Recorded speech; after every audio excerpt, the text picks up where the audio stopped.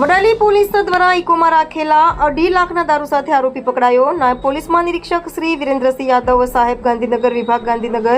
તથા પોલીસ અધિક્ષક સાહેબ શ્રી સાબરકાંઠા ડોક્ટર પાર્થરાજસિંહ ગોહિલ સાહેબ સાબરકાંઠા તથા ઈડર વિભાગીય પોલીસ અધિકારીની શ્રી સ્મિત ગોહિલ સાહેબનાઓએ દારૂની ગેરકાયદેસર પ્રવૃત્તિ અટકાવી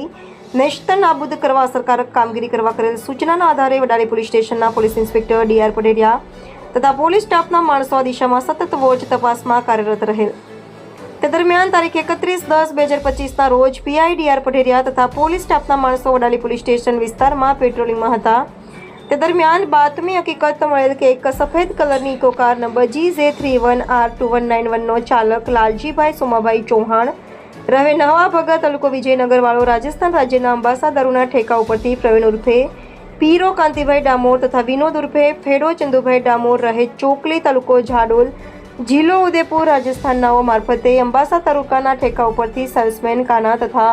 કુશલ બાબુલાલ ટાંક તથા પ્રિન્સ નામના માણસો પાસેથી ભારતીય બનાવટનો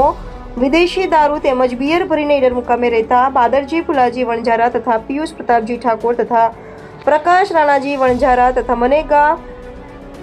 નરેગા પૂનમાજી રબારી તથા જેસ કેડા વણઝારાને આપવા માટે અંબાસાથી નીકળી તાંદલિયા કંપા થઈ વડાલી તાલુકાના મેઘ ગામે થઈ